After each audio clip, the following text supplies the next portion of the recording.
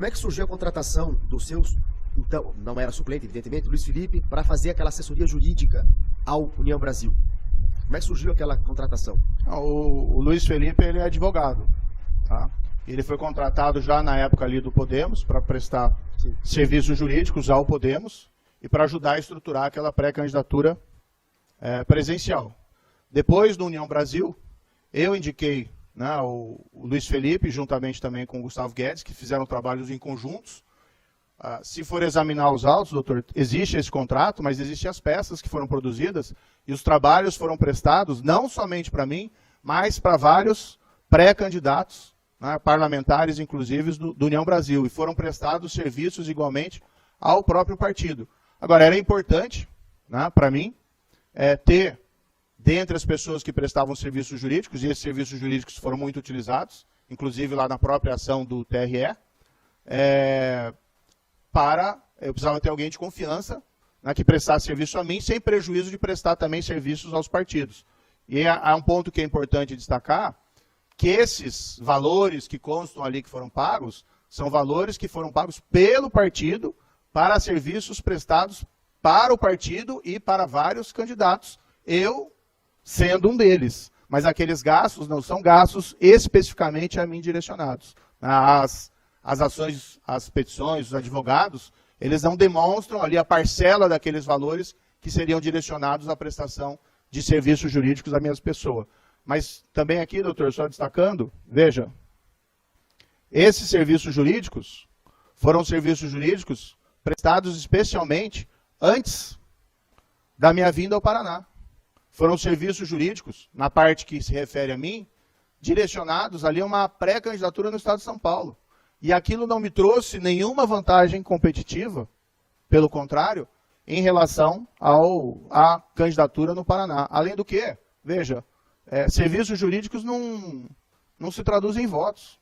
Isso não impacta a competitividade das eleições no Paraná que ocorreram posteriormente. Então, aquilo não me trouxe nenhum voto, pelo contrário. Era só um serviço jurídico ao partido, a pareceres e a peças jurídicas prestadas ao partido, a outros candidatos, e aí, entre esses candidatos estava eu, mas isso não me trouxe nenhuma vantagem competitiva. Senador, só para lembrar que a inicial também fala da violação 30A da lei das eleições, que não exige esse benefício em campanha. E como está na inicial, eu sou obrigado a instruir esse tipo de pedido. Como é que chegou esse preço de R$1 milhão a serem pagos ao Luiz Felipe? Ele que pediu, o senhor que fixou? Essa é uma contratação. Veja, as iniciais, e essa outra afirmação leviana das iniciais, fala em caixa 2, não existe nenhuma evidência ou prova de caixa 2 em qualquer momento, seja no período anterior à campanha, ou seja durante a campanha. Tá? Não há evidência porque não houve esse fato. Todas as contratações, os gastos, foram feitos pelos partidos, como determina a legislação. Nós declaramos os gastos durante a campanha, que é o que é exigido pela legislação, enquanto os partidos declararam os gastos que tiveram como partidos na fase anterior à campanha. Essa negociação de valores e tal, etc., aí se dá entre o partido e o escritório de advocacia. Até porque esses serviços, doutor, não me envolviam apenas, exclusivamente. Ok, senador, não tem problema nenhum. A minha dúvida é a seguinte, me ajude a esclarecer isso, claro, no meu convencimento, tá? O senhor é defendido por um dos grandes escritórios de advocacia eleitoral no Brasil, o Dr. Gustavo Guedes, ok? Ele vai gostar dessa referência. Não, mas ele sabe, ele já atuou comigo aqui no TRE, os advogados sabem disso, ok? Do tempo que eu trabalhei aqui. O próprio União Brasil, se não me falha a memória, pagava R$60 mil por mês ao escritório Bonini Guedes, que é um valor razoável, normal, não vou entrar no mérito do valor, não é isso, ok? E pagou R$1 milhão para Luiz Felipe, que ao que consta na inicial, não tinha nenhuma experiência eleitoral anterior. Tanto é que houve uma mudança na página da internet, em que não tinha a área de atuação do escritório era X, e naquela época mudou para também eleitoral. E tem uma certidão na inicial, em que não tem nenhum processo, nenhum, de Luiz Felipe e, acho que é Vosgueral, e atuação do TRE.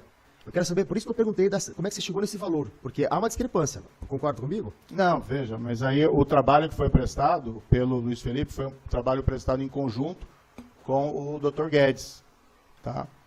E esse serviço que foi prestado, tinha o serviço que era direcionado a mim e tinha o serviço que era direcionado a outros candidatos e ao próprio partido. Inclusive tem peças, salvo engano isso está nos autos, são assinadas em conjunto, pareceres escritos pelos dois. Havia uma questão aqui, eu não queria entrar nesse detalhe, havia uma questão pessoal, tá? Porque no passado, o Dr. Guedes havia advogado num processo contra o presidente do partido, o União Brasil. Tá. Então, também foi feita essa contratação, e aí o Dr. Guedes trabalhou junto com o Luiz Felipe nos processos, porque a contratação ali, vamos dizer, diretamente do escritório, né, poderia ter tinha uma resistência por conta desse processo envolvendo, era o caso da Joyce Hasselman, que ele fez um trabalho dele como advogado, mas gerava uma animosidade pessoal. Mas tudo isso foi feito de maneira transparente, e o serviço que eles prestaram foi um trabalho conjunto. Não se cogitou a hipótese do Luiz Felipe fazer isso por doação estimável? Surgiu essa ideia, essa possibilidade, não? Como doação estimada? O candidato pode, está na lei, doar em serviço a sua ajuda à campanha, ou pré-campanha, não faz. Vou prestar serviço advocatício, tem empresa de transporte, pode emprestar caminhão, isso é coisa pacífica. Cogitou-se dessa hipótese na época, não?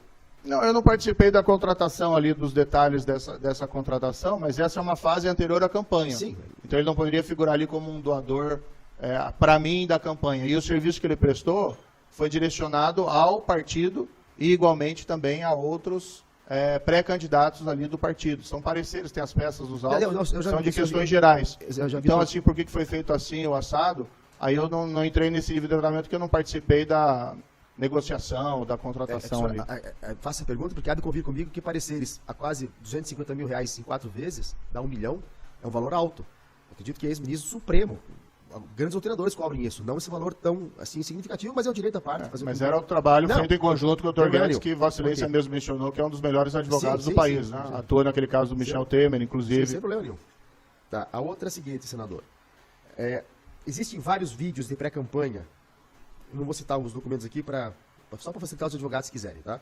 Na ação do PL, 43, 444, 745, 735, 725.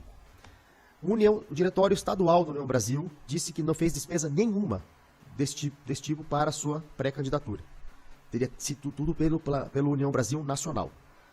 Na prestação, no ofício que que o processo recebeu do União Brasil, tem despesas no transporte, compra de carro, aluguel de hotel, cerimonial, etc. Como é que foi feita essa contratação desses vídeos de pré-campanha? Quem que pagou, quem que acertou? Toda a contratação foi feita pelo União Brasil Nacional. Foi uma opção.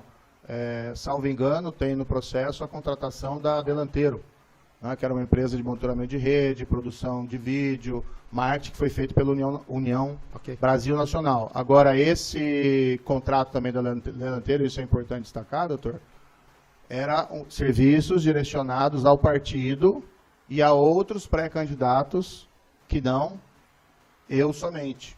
Então, quando se coloca aquela informação, foi pedido à União Brasil Nacional a informação do que foi gasto comigo. Quando eles mandam isso, está envolvido o que eles gastaram comigo, mas os contratos abrangem prestação de serviço também a outros indivíduos. Tanto que o valor é elevado e aquilo não corresponde ao que foi gasto especificamente com mim.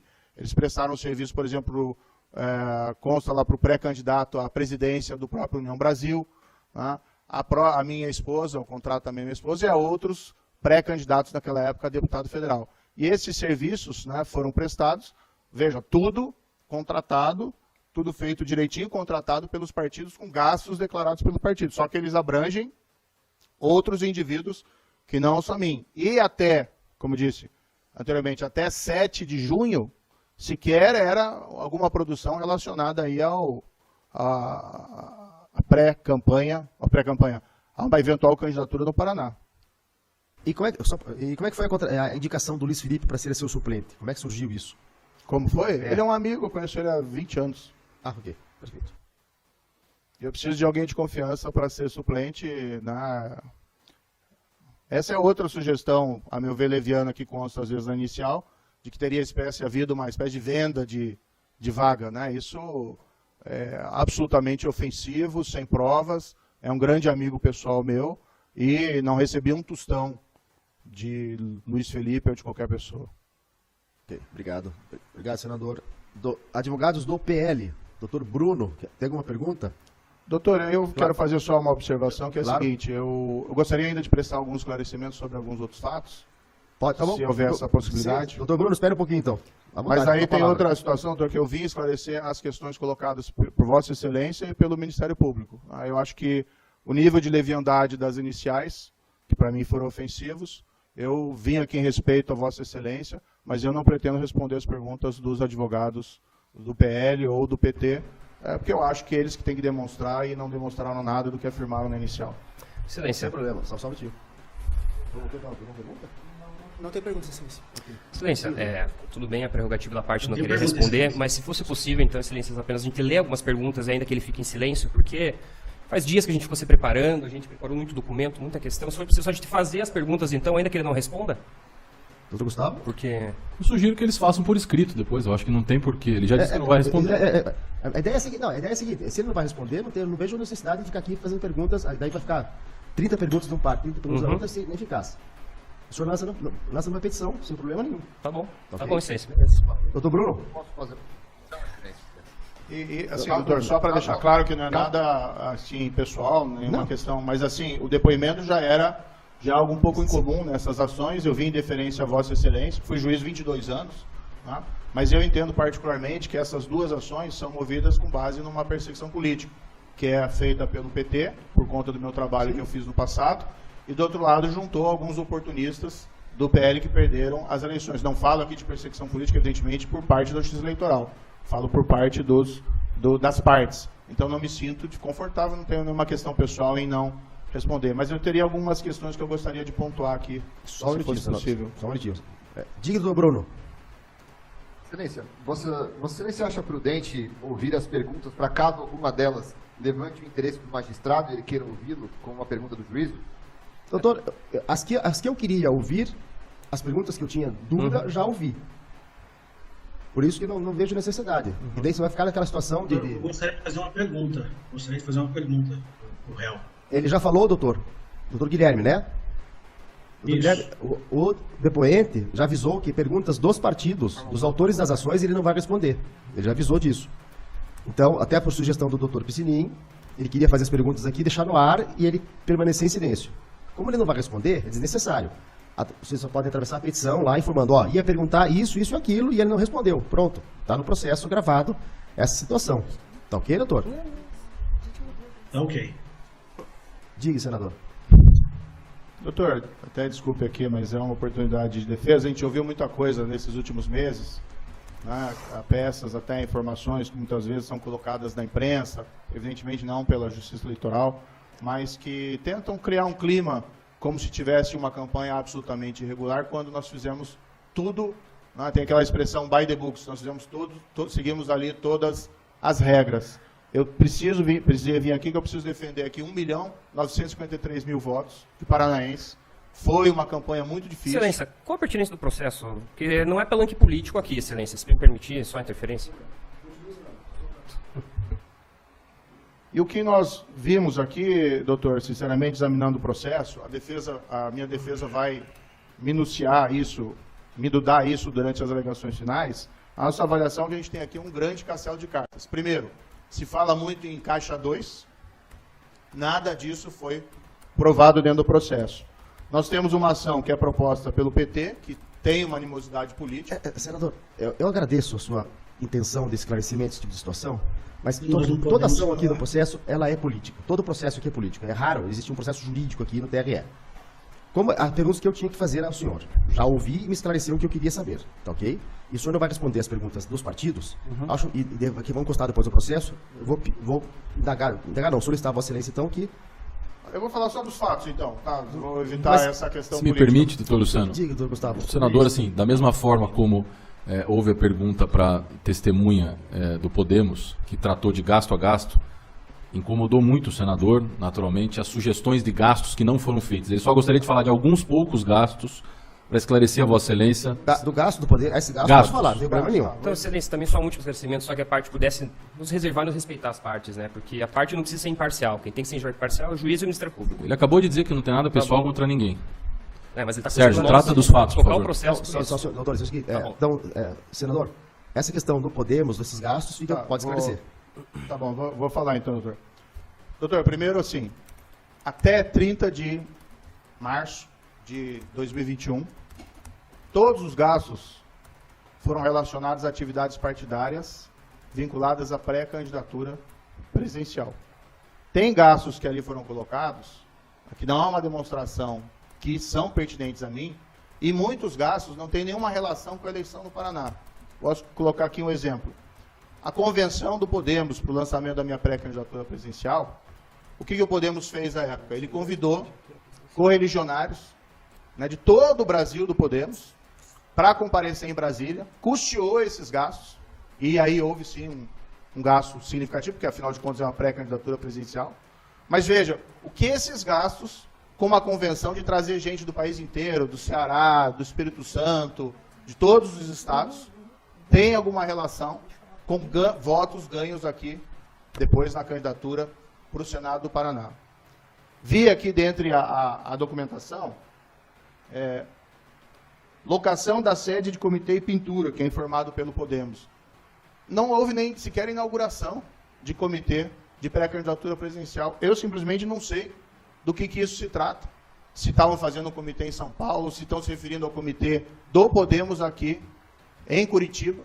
Mas o fato é que eu jamais estive nesse comitê e jamais esse comitê foi utilizado, sequer para pré-candidatura presidencial e muito menos para depois candidatura ao Senado aqui do Paraná.